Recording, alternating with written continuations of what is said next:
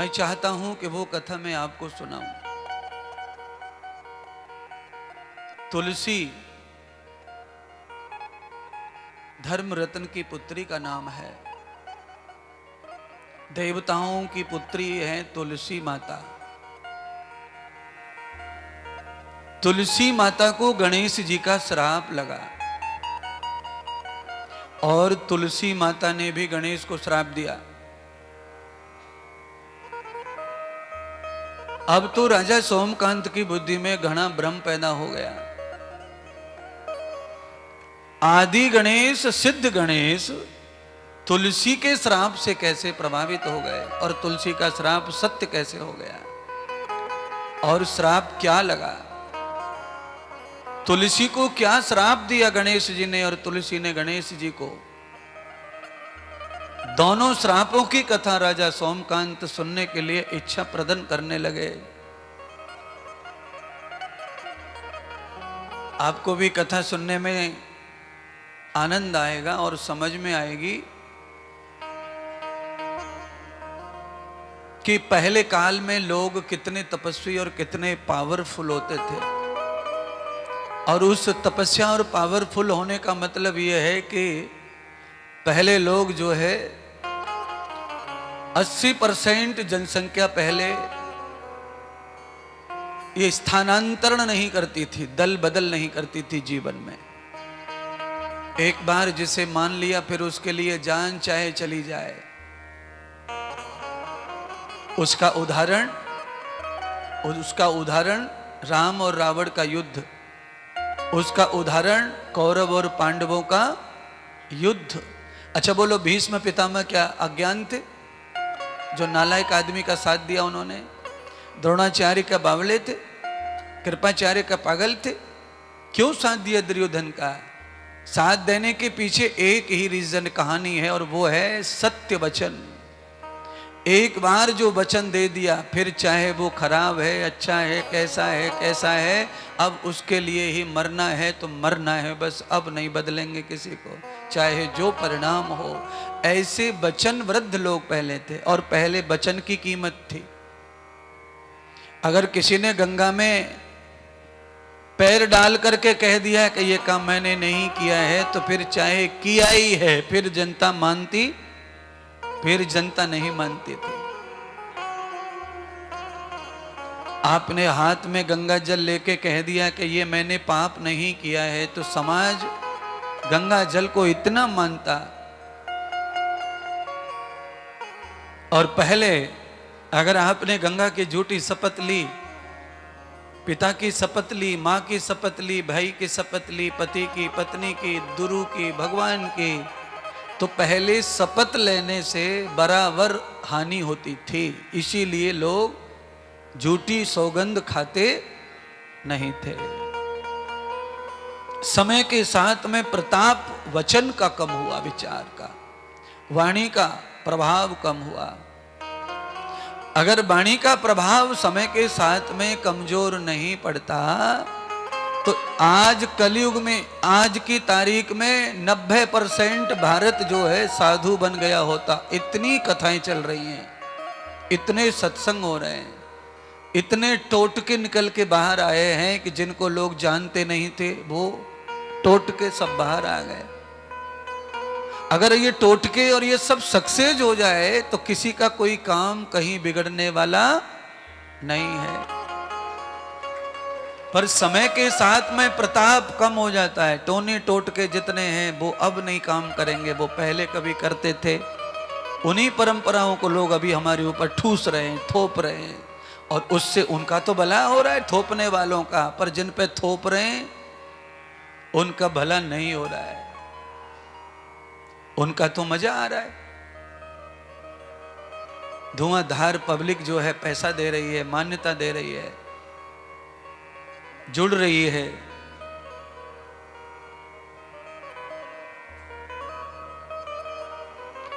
कल कोई शिष्य हमारे आए थे, एक माता पति पत्नी आए थे कल। उन्होंने हमसे अपने आप ही कहा, पत्नी मैडम जी ने, कि हम वृंदावन आएंगे, वृंदावन। मैंने कहा कब आओगे? तो कहा वो फलाने पंडित जी की कथा है वहां मथुरा के नजदीक, उनकी कथा में आएंगे तब वृंदावन आएंगे।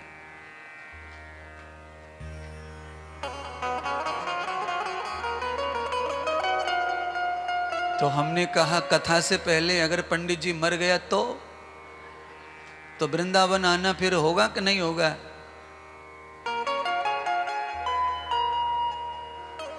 बहुत बड़ी समस्या है पाखंड की। आदमी का चित्त कहीं रुकता नहीं है, इतना रोज आदमी को जरूरत है सुख की, और जैसे ही सुख कम पड़ने लगते हैं आदमी इधर उधर टोट के ढूंढने लगता है। अपने कर्म पर, अपनी व्यवस्था पर, अपने पूजा पाठ ध्यान भजन पर विश्वास डगमग करता है और दूसरे के बताए फार्मूले पर भरोसा करता है। आप अपने ही भजन पर विश्वास करो, मैं गारंटी कहता हूं, आप अपने मंत्र पर विश्वास करो। कल आपने कथा सुनी थी दही बेचने वाली गौरी की, है? विश्वास के कारण पंडित जी डूब गया और श्रोता पानी पे चल के निकल गया। क्यों? गोस्वामी तुलसीदास भी ऐसा ही कहते हैं, मंत्र जाप कर दृढ़ विश्वासा। अगर आपके पास में कोई भी गुरु के द्वारा दिया हुआ मंत्र है, वही मंत्र तुम्हारे लिए भगवान है, उस पर दृढ़ हो जाओ। वो मंत्र कभी तुम्हें पीछे नहीं छोड़ेगा, पर उस पर दृढ़ हो जाइए। आप क्या करते हैं? ये भी कर लूं, वो भी कर लूं, वो भी कर लूं, हाँ गुरुजी का है 2 मिनट गुरुजी का भी कर लूं, है? आप सब कुछ करते हुए भी कम पड़ रहे हैं। अकेले मंत्र से राधे श्याम बोल के पानी में उतर गई गोपी, और आप तो कितने सारे मंत्र जानते हो। आपको तो बहुत सारे टोटके भी आते हैं, तो भी आप दलदल में परेशानी में हैं। और आप तो हमारा व्याख्यान भी सुनते हैं, उसके बाद भी आप दलदल से बाहर नहीं आ पा रहे। क्यों? जो आप सुनते हैं वो केवल 4 बजे तक ही है, उसके बाद वो खत्म। अब दूसरी रोटी, दूसरा माल, दूसरा सौदा होना, ये तो बस यहां तक ही है। अब अलग होना, दूसरा होना। पर अगर आप ऐसा ही करते रहे तो जिंदगी भर कभी भर नहीं पाएंगे ज्ञान से, और कभी भी उस हीरे को हीरा नहीं बना पाएंगे। वो हीरा कांच का टुकड़ा बन के टूटता रहेगा, और टूटे हुए दर्पण में 10 चेहरे दिखाई देते हैं। टूटे हुए दर्पण में कितने चेहरे दिखाई देते हैं? ये तो मेरी तरफ से बता रहा हूं, गिनती भी नहीं कर सकते। जितनी शीशे में दरार हैं उतने चेहरे दिखाई देते हैं। एक बार हीरा टूट गया तो चेहरे ही चेहरे दिखाई देंगे, फिर एकाग्र नहीं हो सकते कभी।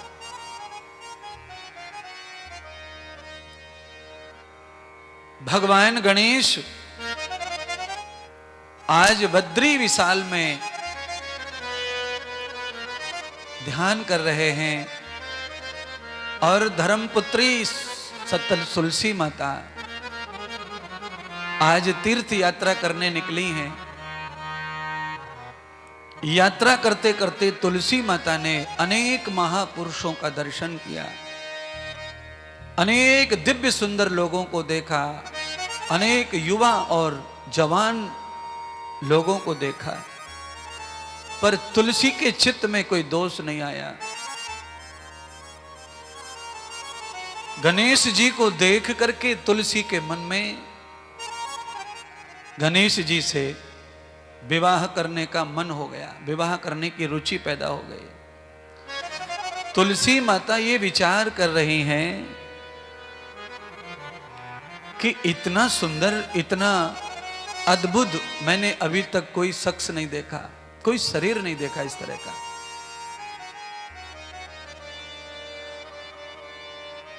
और मेरे दिल में जो बात है उस बात को कहने में कोई बुराई नहीं है। ये तो मेरी पक्ष है और मेरी इच्छा भी है। तुलसी माता ने गजमुख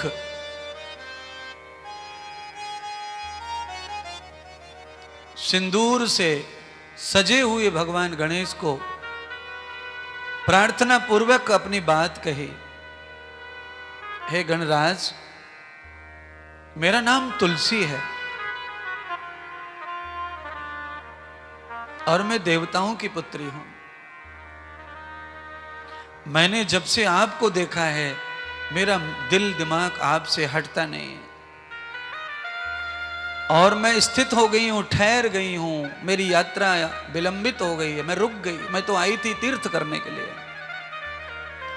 और मेरी यात्रा खत्म हो गई है, मैं तो आप पर ठहर गई, रुक गई। मैं तो बस अब मेरी कोई दुनिया नहीं है, मैं तो आपके ऊपर ही हूं। श्री गणेश जी ने तुलसी से कहा, देखो माता श्री, अब आप कल्पना करिए, सामने वाले ने माता शब्द का प्रयोग किया है तो ये तो सिद्ध हो गया कि ये अब स्वीकार करने वाले तुलसी माता को अब ये चाहिए था कि सामने वाला माता कह रहा है तो मुझे बात आगे नहीं बढ़ानी चाहिए। फिर भी तुलसी तो अपनी बात रखना ही चाहती हैं, उन्होंने तो ठान लिया है। हे पार्वती नंदन, एक हर युवा कन्या की, धर्मात्मा धर्मणी कन्या की इच्छा होती है कि उससे अच्छा पति प्राप्त हो, अच्छा वर प्राप्त हो। तो गणेश जी ने कहा, बिल्कुल उचित है आपका, बिल्कुल होना ही चाहिए। तो आपको भी उचित वर की प्राप्ति होगी, क्योंकि आप भी धर्मणी हैं, सदाचारणी हैं और आप तो देवांगनाएं, अप्सराएं। आपको पतियों की कोई कमी नहीं है संसार में। तुलसी माता ने कहा कि मैं दुनिया के पति नहीं, मैंने आपको ही अपना वर चुन लिया है, मैं आपसे विवाह करना चाहती हूं, आप मेरी प्रसन्नता के लिए, हे गजराज, मुझे स्वीकार कर लो और मुझे अपनी पत्नी बनाओ। गजराज ने कहा, देखो देवी, आप सच मानो, मैं अजन्मा कभी विवाह करने वाला नहीं हूं, मैं कभी विवाह नहीं करूंगा और मेरा जो अवतार है, मेरा जो जन्म है वो विवाह आदि के लिए हुआ नहीं है। मैं तो जगत की सेवा करने, अपनी मां की सेवा करने आया हूं और मैं इस समय कृष्ण भक्ति कर रहा हूं। बद्रीनाथ में गणेश जी कृष्ण जी का जाप कर रहे थे। तुलसी माता ने जब बहुत मनाया तब भी गणेश जी नहीं माने, तो तुलसी ने श्राप दे दिया भगवान गणेश को। क्या श्राप दे दिया कि तुम जो संकल्प लेके आए हो, तुम जो जिद करके बैठे हो, वो जिद तुम्हारी कभी पूरी नहीं होगी और मैं तुम्हें श्राप देती हूं कि तुम्हें भी विवाह करना ही पड़ेगा। जैसे ही तुलसी माता ने श्राप दिया, तत्काल भगवान गजराज भी क्रोधित हो गए और जायज क्रोधित हो गए, धर्म अनुसार क्रोधित हो गए। भगवान गजराज ने कहा, देखो तुलसी माता, तुमने अकारण ही मुझे बंधन में बांध दिया है श्राप से, इसीलिए मैं भी तुम्हें श्राप देता हूं कि तुम देवता नहीं रहोगी, तुम जड़ हो जाओगी, तुम्हें पेड़ के रूप में अवतार लेना पड़ेगा, तुम वृक्ष बन जाओगे, तुम्हें राक्षस की पत्नी बनना पड़ेगा। अब तो तुलसी माता व्यथित हो गई, हे गणराज, मुझे माफ कर दो, स्वार्थ में, लालच में मैंने आपको इस नजर से देखा और आपने जब मेरी बात नहीं मानी तो मैंने स्त्री होने के नाते आपको ऐसा श्राप दिया। मैं स्वार्थी हूं, मेरे श्राप से मुझे कैसे मुक्ति मिलेगी। तब भगवान गणेश कहने लगे, इस समय मैं भगवान श्री कृष्ण की ही आराधना कर रहा हूं, मेरे कृष्ण इष्ट बनकर आराधना में बैठे हैं, वो कृष्ण ही तेरे ऊपर कृपा करेंगे और वो तुम्हें नजदीक कर लेंगे, उससे तुम्हारे जीवन का उद्धार हो जाएगा। यदम दृश्यम न तद मूल कृष्णम, यदम दृश्यम न तद मूल कृष्णम, अनंत रूपम तद भोग लिप्साम। अपने इष्ट से हम किसी दूसरे का भी उद्धार करवा सकते हैं, पर उसके लिए अपनी भक्ति का दांव खेलना पड़ेगा। आप में से या मैं चाहूं कि इनका उद्धार कर दो भगवान, हे मेरे इष्ट, अगर मैं आपकी सच्ची भक्ति करता हूं, सेवा करता हूं, तो मेरी भक्ति का फल इनको दे दो, इनका काम हो जाए। तो फिर आपकी भक्ति का फल उनको प्राप्त होकर आपके जो इष्ट हैं, आपके चाहने वाले का भी कल्याण कर देते, नजदीक कर देते उसका। जैसे आपका पैसा पड़ा है किसी के पास, आपके पास कोई दूसरा व्यक्ति आया, भाई मुझे थोड़ी जरूरत है, तो आप क्या करते हैं, जहां वहां चले जाओ, और तब फिर आप उसको फोन कर देते हैं, भैया मेरा आदमी आ रहा है और मेरे जो पैसे हैं तुम्हारे पास में, उसको उसमें से 10,000 दे देना, उसको जरूरत है। तो चाहे वो बेईमान ही हो, पैसे वापस ना करने वाला हो, पर थोड़ा सा अंश वो भी दान कर वापस कर देता है। तो जैसे हम अपनी मदद कर देते हैं किसी की, कहीं से कहीं हमारा अगर कहीं जमा होता है, तो जैसे हम चेक फाड़ देते हैं, चेक दे दिया, साइन कर दिया, उस चेक के अकाउंट में अगर बैलेंस है तो चेक से भी पैसा प्राप्त हो जाता है। वैसी ही व्यवस्था है ये धार्मिक, वैसी व्यवस्था है भावनात्मक। आप अगर चाहते हैं कि आपका पुण्य, आपका जप, आपका तीर्थ, आपका भजन, आपका इष्ट किसी और को दे दे, तो आप सच्चे दिल से ये कह दो कि उसे प्राप्त हो जाएगा। आप देख लेना, उसका काम बन जाएगा। ऐसा ही महात्मा संत गुरु जन भी अपने भक्तों का उद्धार करते रहते हैं, वो भी उनका भला इसी तरह करते रहते हैं। पर शिष्य भक्तों को चाहिए कि एक ही बार मांगे मदद गुरुदेव से, बार बार दिन भर रात भर ना मांगे। अब कोई कितना करेगा मदद, ये भी तो बात है ना, है? आप ही बताओ, आपने मामा जी को 51,000 रुपए मदद कर दी, कोई बात नहीं, मामा जी दो मत, आपका हो गया ना काम, अब दो ही मत, कुछ भी मत करो। अब 3 महीने ना गुजरे, मामा फिर आ धमका, 21,000 की जरूरत है, बैंक वाले घर पे खड़े हैं, बड़ा मुश्किल हो गया, सोना था वो भी गिरवी रखा है, बहुत मुसीबत में, तेरी मामी जो है जहर खा लेगी। तो भांजा कहता चलो भाई 21 और दे दो, मामा की मम्मी ना मरे। 21 हो गए, 3 महीने ना गुजरे, फिर मामा धमका। अब बताओ कौन सा भांजा ऐसा बैठा है जो बार बार देगा? बोलो ना, एक आध भांजा करो हाथ खड़ा कि मैं जिंदगी भर मामा को देता रहूंगा, किसी को ना, सब इधर। ये तो समझाने के लिए मैंने पैसे का दृष्टांत दिया है, पर हां, धन की संपत्ति की बात मैं इसलिए कर रहा हूं क्योंकि जो भजन है, मंत्र जाप है, कोई पूजा पाठ है, कोई अनुष्ठान है, वो भी हमारा धन है, वो भी हमारी शक्ति है, ऊर्जा है। उस ऊर्जा से भी आप जगत का कल्याण करते हैं, मदद करते हैं। सामान्य भी कर सकता है, असाधारण व्यक्ति भी कर सकता है।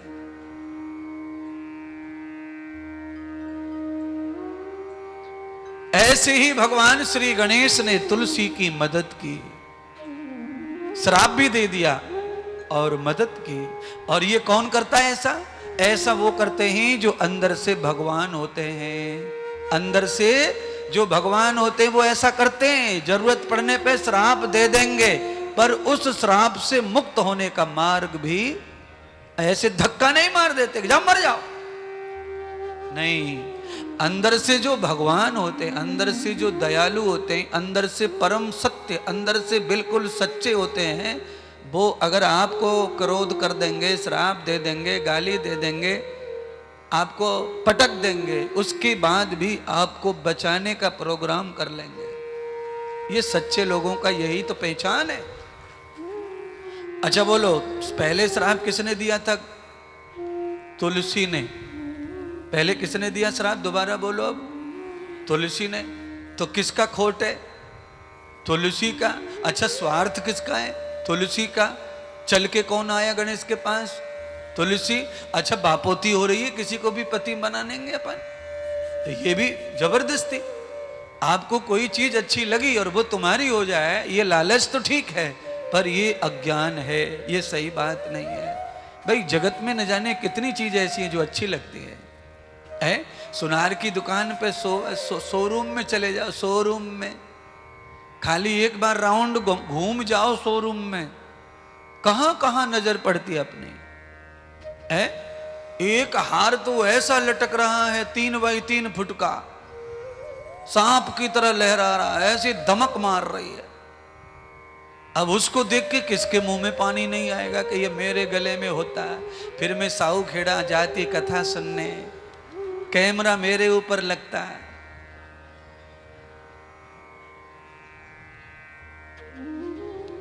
पर ऐसे कोई चीज का लालच होने से वो चीज हमें प्राप्त नहीं होगी। अच्छा, वो नहीं प्राप्त होने पर हम उसको गाली देने लग जाएं, श्राप देने लग जाएं, झगड़ा करने लग जाएं, ये कहां की नीति है भाई? ये कहां का क्या, ये कौन सा धर्म है ऐसा? अप्राप्त चीज प्राप्त हो जाए उसके लिए केवल प्रार्थना करो, लड़ाई करने की जरूरत। प्रार्थना से सब जायज है, सब प्राप्त हो सकता है। प्रार्थना में भगवान बंध जाते हैं, इष्ट बंध जाता है। प्रार्थना से सब दुनिया झुक जाती है, पूरा जगत तुम्हारा हो सकता है। पर आप अगर लड़के कुछ लेना चाहते हैं तो बहुत कठिन है महाराज।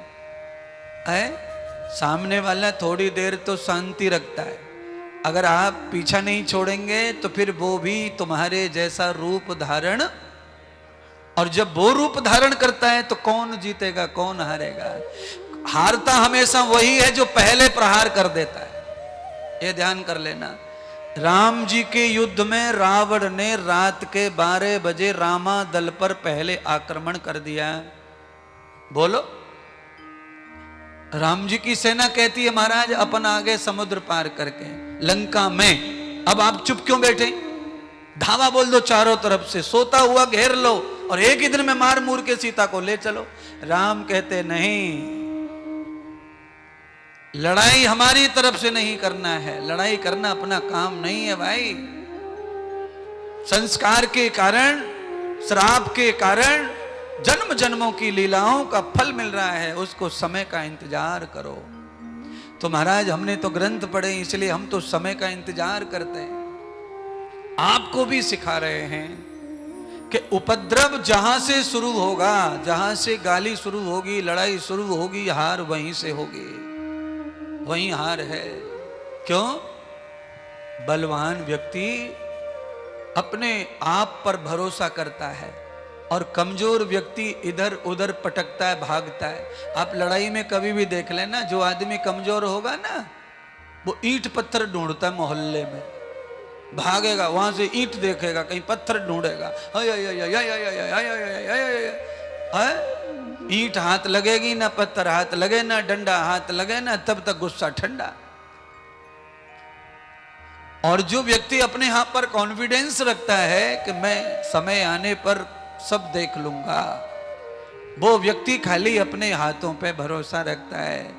उसको पता है कि एक जोर से छींक भी मार दी तो यहां पता भी मिलने वाला नहीं है। तो उस स्थिति में वो बलवान व्यक्ति, वो कौन है? वो गणेश है। गणेश को भाई कैसे बर्दाश्त कर लेगा कोई जगत में उनके क्रोध को? गणेश जी ने तुलसी को क्रोधित होकर श्राप नहीं दिया, ये ध्यान रखना है। तुलसी ने जैसे जबरदस्ती की तो भगवान गणेश ने कह दिया कि तुम राक्षस की पत्नी बनोगे और उस समय तुम्हारा नाम जो है तुलसी नहीं होगा, ये मैं माफी देता हूं। मैं उस समय तुम्हारा नाम होगा वृंदा। और तुम्हारे पति का नाम होगा शंखचूड़, वो शंखचूड़ होगा, राक्षस होगा। भगवान हरि शंखचूड़ का वध करेंगे और फिर तुम जड़ हो जाओगी, वृक्ष की योनि में चली जाओगी। और जड़ जब हो जाओगी, वृक्ष बन जाओगी, तब तुम्हारा उद्धार है नहीं फिर। इसीलिए रो रही हो ना तुम, तो मैं स्त्री को रोते नहीं देख सकता। चलो स्वार्थ में गलती हो गई है, पछतावा कर रही हो तो लो माफ कर दिया, मेरे परमात्मा कृष्ण तुमको अपनी संगनी बना लेंगे और तुम्हारा उद्धार कर देंगे। तुलसी माता की इतनी जो कथा है, ये तो हम सब जानते ही हैं कि तुलसी भगवान पे चढ़ती है। कृष्ण की भक्ति में तुलसी का बड़ा महत्व है और श्री वृंदावन के भक्तों में तो तुलसी का और भी महत्व है। दुनिया की सबसे खूबसूरत मालाएं वृंदावन में बनती हैं और बिकती हैं तुलसी के। लोग एक से एक माला पहनते हैं गले में महाराज, तुलसी माता के। कृष्ण भक्ति में तुलसी का सपोर्ट मिलता है, ये सब वरदान प्राप्त है। ये सारी कथाएं पहले जो हो चुका है उन्हीं इतिहासों को लिखकर हमें बताया जा रहा है कि हम तुलसी क्यों पहने, तुलसी का क्या संबंध है हमारी भक्ति से। तो कृष्ण भक्ति में, वैष्णव भक्ति में तुलसी का बहुत साथ है। और स्वयं भगवान गणेश ने तुलसी को वरदान दिया कि तुम्हारा जब उद्धार नहीं होगा, तुम लकड़ी बन जाओगी बन की, तब भगवान कृष्ण ही तुम्हें अपने साथ रखेंगे, तुम्हारा उद्धार भगत कर देंगे। तो भगवान के जो भगत हैं वो तुलसी का उद्धार करते हैं। कैसे? अपने गले में कंठी बनाकर धारण, कृष्ण धारण कर लेते हैं, कृष्ण का मन का कंठी। राधा लिख लेते हैं या कृष्ण लिख लेते हैं और गले में धारण कर लेते हैं। यानी कि जिसे श्राप लग गया लकड़ी बनने का, उस लकड़ी को भी कंठ में धारण करने का ज्ञान, तपस्या, फल, आशीर्वाद श्री गणेश जी ने प्रदान किया तुलसी माता को। तो आप और मैं जब पतित हो जाएं, पतन हो जाए जिंदगी का, जब हमारे को श्राप लग जाए किसी का कुछ भी श्राप तो लग सकता है। श्राप का मतलब किसी की हाय लग जाए। ऐसी स्थिति में कहां जाएं, क्या करें? तो कहीं मत जाइए, अपने ही इष्ट को, अपने ही देवता को प्रार्थना करो कि मुझे इस मुश्किल से बाहर निकाल दो। मैंने जो गलती कर दी प्रभु, मेरे से जो हो गया, उसका जो भी दंड था वो आप मुझे दे दो। लकड़ी बना दो, सुअर बना दो, गधा बना दो, जो बनाना है बना दो, पर मुझे उसमें से निकलने का मार्ग भी बता दो। तो गणेश जी ने क्या मार्ग बताया, अब आप सब जान गए कथा। एक बार बोलो, क्या मार्ग बताया? कृष्ण संग से तुम्हारा उद्धार हो जाएगा। तो मैं भी आपको बता रहा हूं, ऐसा कभी लगे आपको कि मुझे इनकी हाय लग गई है, मुझे इनका श्राप लग गया है, तो ऐसी स्थिति में मुझे चाहिए, तुम्हें चाहिए कि हम भगवान के संग को प्राप्त करें, हम इष्ट का संग प्राप्त करें। और महाराज मैं आपको सच कहता हूं, तत्काल फल आता है। आपका जो इष्ट है, आप जिसको सबसे ज्यादा कभी मानते थे, अगर आप उनके ही शरणागति होकर के उनके ही हो गए, दुनिया को भूलकर, तो आपको 2 ही दिन लगेंगे चमकने में, फिर से हीरा बनने में। टाइम नहीं लगता है ज्यादा। अच्छा बोलो, रात को हमने दूध उबाला, रात को दूध उबाला, दूध उबला, उफान आया उसमें, और हमने उसको फिर रात में फ्रीज में रख दिया। दूध जहां भगोनी में था, दूध ठंडा होके भगोनी में वहीं पहुंच गया, उधर ही बैठ गया। क्योंकि दूध की मात्रा है 1 लीटर और भगोनी है 2 लीटर की, तो आधी भगोनी खाली है, दूध वहीं पहुंच गया। और जब दूध अग्नि पे रखा था तो दूध भगोनी के ऊपर उमड़ रहा था। तो आप दूध को फ्रीज में जब रख देते हैं तो दूध की औकात जितनी है वो उतना हो जाता है, और दूध सुबह फिर अग्नि पे चढ़ जाए तो फिर औकात से बाहर भी चमकने लग अग्नि के संग के कारण दूध फिर भगोने में भर भर दिखता है। ऐसे ही जब हम अपने भगवान के शरणापन्न हो जाते हैं तो हमारे जीवन में फिर से भरकम सम्मान, भरकम ऐश्वर्य प्राप्त हो जाता है। हम फिर से खड़े हो जाते हैं अपने जीवन को लेकर के। पर उसके लिए तुलसी की तरह ही गणेश जी के ऊपर तुलसी ने जबरदस्ती की, नहीं माना तो आरोप लगा दिया कि तुम्हें ब्याह करना पड़ेगा। तो तुलसी का जो श्राप है वो भी झूठा नहीं हो सकता। क्यों? तुलसी कोई सामान्य तुलसी मुलसी नहीं है। हाँ जी, आप ध्यान कर लेना। कई कन्याओं के नाम आजकल तुलसी होते हैं, कई पुरुषों के भी नाम तुलसी हैं, पर ऐसी तुलसी नहीं है। वो धर्म रतन, वो तो देवांगना है, देवताओं की पुत्री है। इसीलिए हिम्मत कर पाई भगवान गणेश से विवाह करने की, बोलने की। पर तुलसी की जो पवित्रता है, तुलसी के अंदर जो शक्ति है, उनके वचन में जो पावर है, उसे गणेश भी झूठा नहीं कर पाए। आपके अंदर अगर सत्य है तो आपका वचन भी झूठा नहीं होगा। पर आप दुनिया भर का असत्य लेके घूमे तो फिर आपका वचन सत्य भी नहीं होगा। आज भगवान श्री गणेश और तुलसी का ये जो संवाद है, ये राजा सोमकांत ने सुना। राजा सोमकांत को भगवान गणराज पर भरोसा बैठता ही जा रहा है। श्राप से मुक्त करने का भी ताकत गणेश जी में है। हमें श्राप देने वाले को भी क्षमा करने की दया भगवान गणेश में है। और मैं तो कहता हूं कि भैया जो अपराधी को भी क्षमा कर दे, वो गणेश से कम भगवान नहीं है दुनिया में, चाहे वो गुड्डू क्यों ना हो, पप्पू क्यों ना हो। हमारे ऊपर अपराध करने वाले को भी हम क्षमा कर दें तो ये काम सिर्फ गणेश का ही है, ये काम किस भगवान का ही है।